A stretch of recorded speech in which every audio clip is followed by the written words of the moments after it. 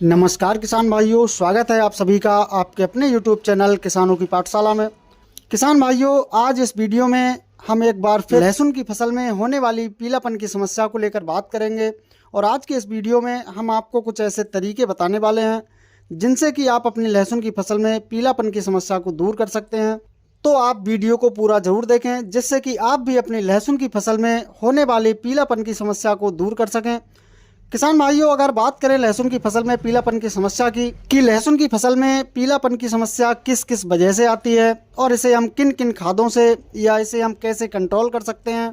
किसान भाइयों, एक तो लहसुन की फसल में पीलापन आता है कि उसमें जड़ों की समस्या के कारण, जैसे जड़ों में कोई कीट लग गया हो या कोई फंगस जनित रोग जड़ों में लग गया हो जिससे जड़ें गल गई हों, तो इससे भी फसल में पीलापन की समस्या देखने को मिलती है।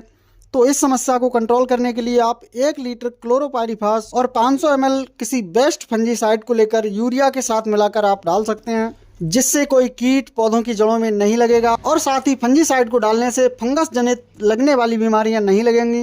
किसान भाइयों, अब हम बात करते हैं कि अगर आपकी फसल में ऊपरी छोर से पीलापन आ रहा है, यानी कि पौधों की जो पत्तियां हैं वो ऊपरी छोर से सूख रही हैं, तो इस तरह की समस्या के लिए आपको अपनी फसल में एक कीटनाशक और एक फंजीसाइड को अच्छी तरह से घोल बनाकर छिड़काव करना है। कीटनाशक के रूप में आप प्रोफेनोफास को ले सकते हैं। इसकी 20 से 30 ml मात्रा प्रति टंकी के हिसाब से आपको लेना है। इसके साथ फंजीसाइड के रूप में आप 30 से 40 ग्राम प्रति टंकी के हिसाब से थाइपोनेट मिथाइल को लेकर फसल पर छिड़काव आप कर सकते हैं। किसान भाइयों, अब तीसरी सबसे मुख्य बात आती है, अधिकतर लहसुन की फसल में पीलापन की समस्या आती है, वो आती है फसल में पोषक तत्वों की कमी के कारण। तो हमें लहसुन की फसल में कौन कौन से खाद डालना है, इस बारे में हम बात करते हैं। तो किसान भाइयों, देखिए कि खाद में हमें सबसे मुख्य तो लेना है यूरिया।